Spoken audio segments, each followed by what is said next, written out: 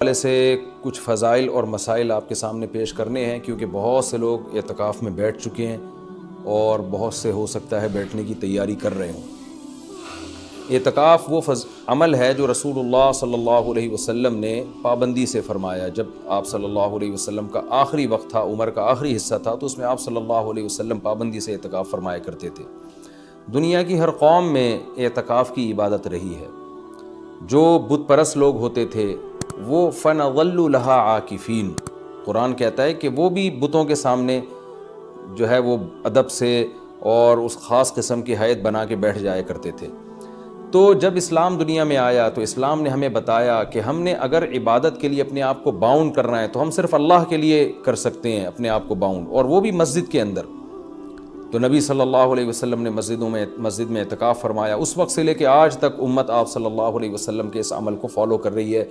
اس کی فضیلت کیا ہے؟ رسول اللہ صلی اللہ علیہ وسلم نے فرمایا ایک دن کا اعتکاف، بشرطے کے اخلاص کے ساتھ ہو، ایک دن کا اعتکاف آپ نے فرمایا انسان کو جہنم کی آگ سے ایسے دور کر دیتا ہے جیسے زمین اور آسمان کا جیسے فاصلہ ہے۔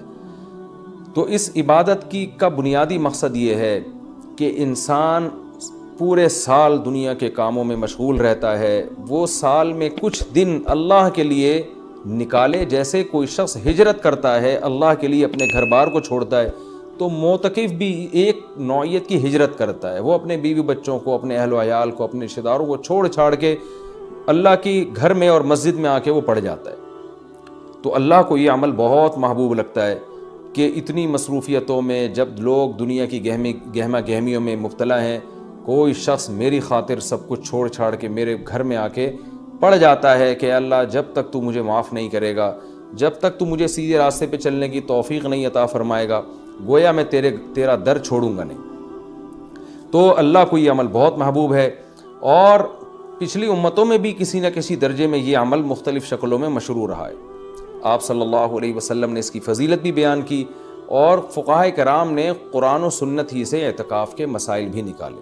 تو اعتکاف کی سب سے بڑی فضیلت کیا ہے؟ ایک تو وہ فضیلت کہ جو حدیث میں بیان کی کہ مشرق اور مغرب میں جو فاصلہ اور آسمان اور زمین میں جو فاصلہ ہے، اتنا اللہ تعالیٰ جہنم کی آگ سے انسان کو دور کر دیتے ہیں۔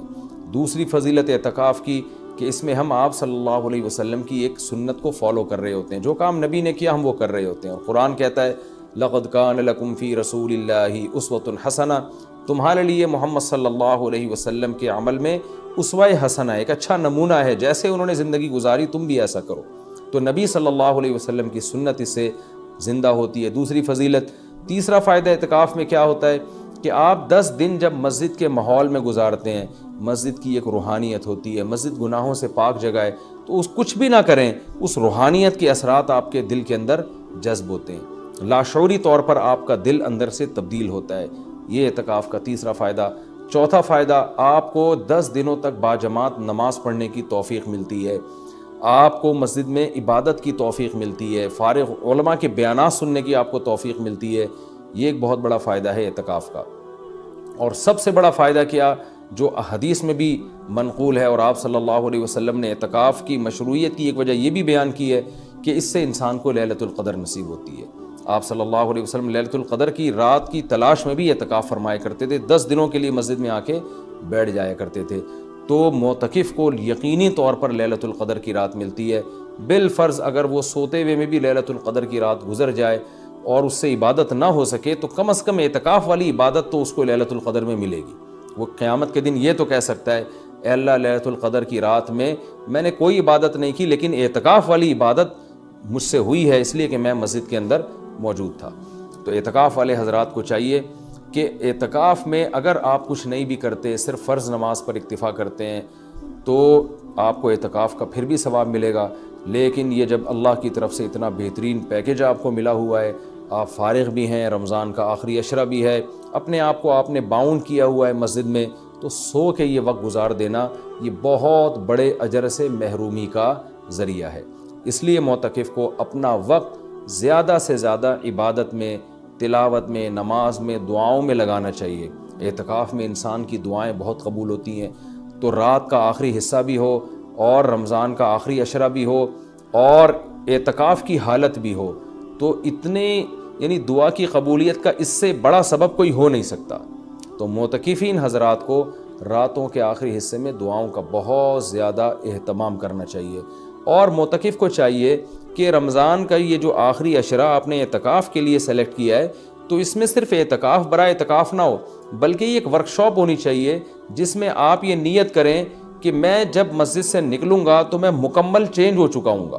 اگر آپ کی داڑھی نہیں ہے، آپ اعتکاف میں نیت کریں میں داڑھی کٹانے سے توبہ کروں گا۔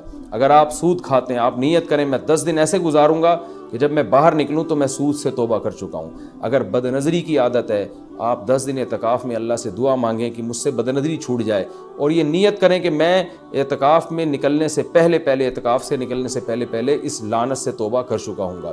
اگر آپ کو دھوکہ دینے کی عادت ہے، بد اخلاقی کی عادت ہے، ماں باپ کا دل دکھانے کی عادت ہے، بیوی کا حقوق نہیں ادا کر رہے، بچوں کے ساتھ رحمت والا معاملہ نہیں کر رہے، اخلاق خراب ہے آپ کے، ان تمام بیماریوں سے اور ان تمام گناہوں سے توبہ کا فیصلہ کریں۔